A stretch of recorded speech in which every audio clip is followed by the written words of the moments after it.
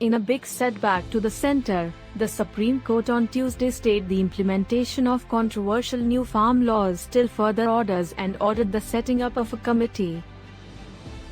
Here are top developments on this big story.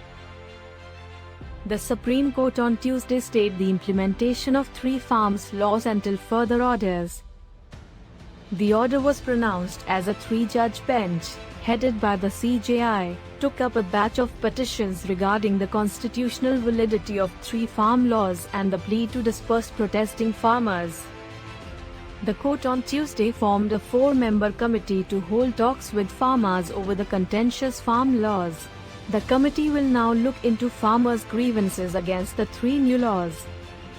On the formation of the committee, CJI Bobde said, "We are forming a committee so that we have a clearer picture. We don't want to hear arguments that farmers will not go to the committee. We are looking to solve the problem. If you, farmers, want to agitate indefinitely, you can do so." The 4 members of the committee are Pramod Kumar Joshi of International Food Policy Research Institute, agriculture economist Ashok Gulati, Bhupinder Singh Man of Bharatiya Kisan Union and Anil Dhanwat of Shetkari Sanghthana.